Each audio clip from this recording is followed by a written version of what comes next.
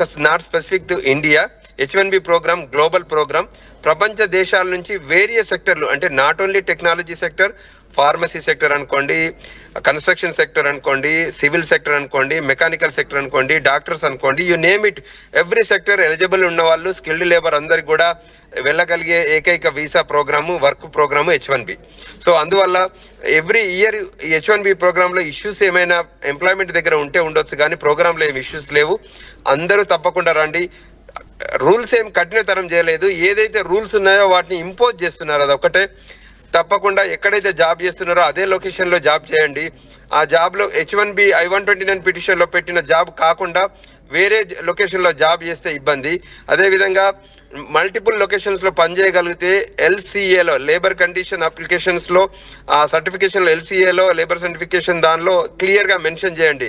2 లొకేషన్సా 3 లొకేషన్సా ఎన్ని లొకేషన్స్లో పనిచేస్తారో అప్ఫ్రంట్ చెప్పండి. So that వాళ్ళకి ఇబ్బంది లేకుండా ఉంటుంది.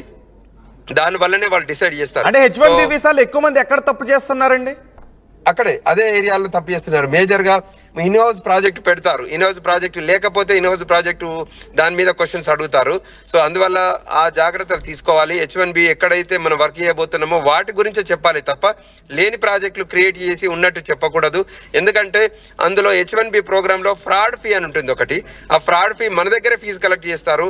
సైట్ ఆడిట్గా ఆఫీసర్స్ వస్తారు, వాళ్ళ శాలరీస్ కూడా మన H1B అప్లికేషన్లలో తీసుకుంటారు. కాబట్టి సో తప్పకుండా జాగ్రత్త పడాల్సిన అవసరం ఉంది.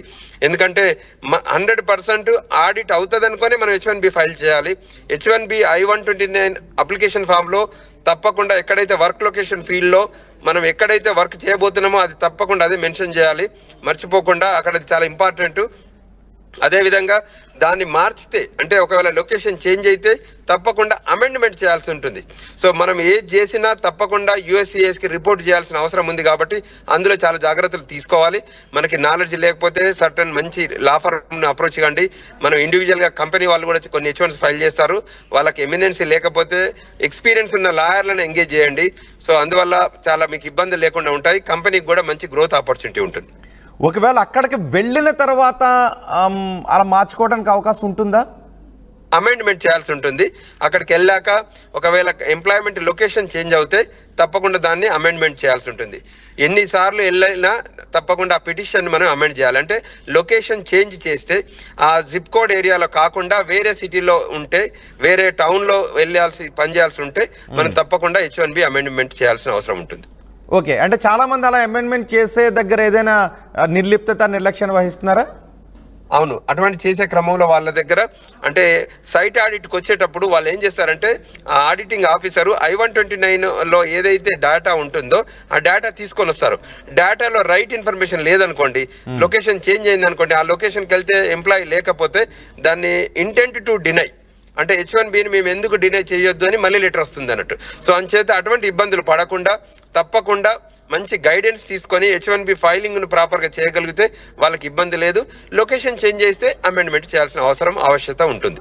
ఓకే, ఇప్పుడు H1B వీసా ఫీజును కూడా భారీగా పెంచారు అని తెలుస్తోంది. అది ఏదైనా భారం పడే అవకాశం ఉంటుందా? దాని ఎఫెక్ట్ ఏమైనా ఉంటుందా? అంటే ఎవ్రీ ఇయర్ ఆ స్టాండర్డ్స్ మనకి ఎట్లయితే సాలరీలు పెంచుతారో, ఎట్లయితే standards according to that re-evaluate చేసి మన లేబర్ లాస్ ప్రకారం పెంచుతారో, అదేవిధంగా USCIS కూడా ఎవ్రీ ఇయర్ వాళ్ళు ఎవాల్యుయేట్ చేసి వాళ్ళ నీడ్స్ని బట్టి ఎప్పటికీ ఫీజులు పెంచుతూనే ఉంటారు. అంటే ఇది కంటిన్యూస్ ప్రాసెస్. అంటే ఇది ఇయర్ ఓవర్ ఇయర్ తప్పకుండా ఫీజులు పెంచుతారు. తర్వాత ప్రీమియం ఫీజులు